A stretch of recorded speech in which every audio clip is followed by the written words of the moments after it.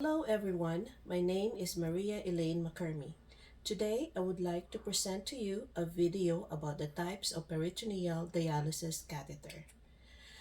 By the end of this video, the learning outcomes I'm hoping to achieve are to identify goals of peritoneal dialysis, be able to define peritoneal dialysis, different types of PD catheter, pre and post-op care of patients, nursing management of patients with PD treatment.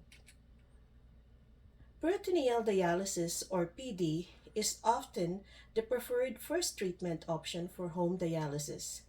It uses the lining of the abdomen, called peritoneum, to remove waste and extra fluid from the bloodstream because the kidney can no longer do it properly. The goals of PD is to perform some of the duties that your kidney usually does to keep your body in balance, such as removing the waste and extra fluids in your body, keeping safe levels of minerals in your blood, and keeping to regulate your blood pressure. So how does PD work? PD is carried out through a catheter placed in the peritoneum, which is located in your abdomen. There are three main steps in fluid exchange for PD, namely drain, fill, and dwell. Step 1. Drain.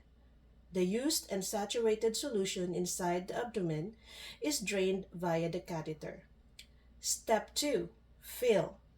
After the abdomen is drained of the old solution, your peritoneal cavity is slowly refilled with new dialysate solution through the same catheter located in the abdomen.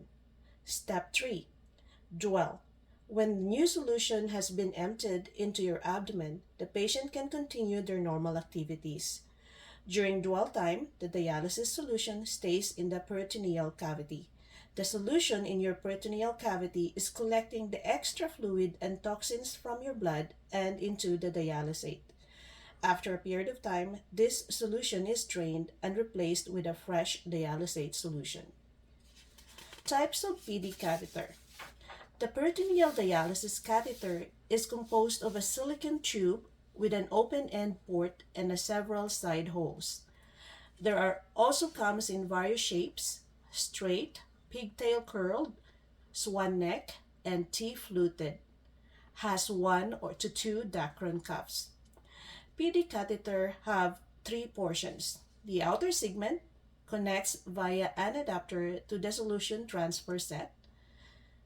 Intramural segment has the Dacron cuff, and the intraperitoneal part has many holes up the side, situated inside the peritoneal cavity for in and outflow of solution. Tank-off catheter. An ideal PD catheter should allow for optimal inflow and outflow. Should be kink resistant, infection resistant, no effect on physiology of abdominal tissues, and should be affordable. I chose to discuss the thin cuff, double cuff straight catheter because it is the most widely used catheter in PD. It is often composed of a flexible silicone tube about 40 centimeters long. The extraperitoneal component of the catheter has 1 or 2 Dacron cuffs, which permit optimal ingrowth and fixation. The cuff can also act as a barrier to infection. It also serves as the prototype of other recent catheters. Advantages of 10-cuff catheter: can be easily inserted under local or general anesthetic, less prone to drainage failure, has significant survival benefits with lower mortality, and reduced rate of catheter dysfunction requiring surgical intervention. Disadvantages tends to have higher infusion and pressure pain compared to other types of catheter. There is an increased risk of peritonitis. Planning for catheter placement at least 3 weeks before the first exchange can improve treatment success. Explain the procedure to the patient. Obtain consent. Pre-operative assessment of hernias. Determine the preferred exit site, catheter length, and type with the patient by taking into consideration the patient's lifestyle, work, and hobbies. Should be able should be above or below the belt line. Avoid skin folds and abdominal scars. Exit site should be located where the patient can effectively carry out care. Pre-op care of the patient. Take a shower or bath before the surgery. Remove the abdominal hair with clippers. Empty bowel and bladder. Laxatives like Peglyte or Senicut may be given. Fast for 8 hours before the surgery. Screen for MRSA and S. aureus due to increased risk of exit site infection and peritonitis. Administration of prophylactic antibiotics to prevent catheter infections, and monitoring laboratory values and holding blood thinners prior to procedure as per hospital guidelines. Post-op care. The overall goal of post-op care is to prevent infection, minimize trauma to the exit site, and reduce intra-abdominal pressure to prevent leakage. The exit site should be undisturbed for 7 to 10 days following insertion of the catheter. A mild, non-irritating agent should be used to clean the exit site. Avoid showers. Advised to do sponge bath only. Mupirocin or gentamicin may be applied for prophylaxis. Flush catheter with 500 to 1500 ml of PD fluid to check patency. Although it is possible to use the catheter for dialysis as soon as it's in place, the catheter tends to work better when you give 10 to 20 days to heal before starting a full schedule of exchanges. If dialysis is required prior to the 2-week healing period, may do APD with low volumes, supine to prevent leakage. Clear verbal or written instructions can be provided. Some of the long-term care of the exit site, but not limited to, hand washing before catheter or exit site care. Routine exit site care should be done daily or every other day. Assess the catheter, exit site, and tunnel for signs and symptoms of infection.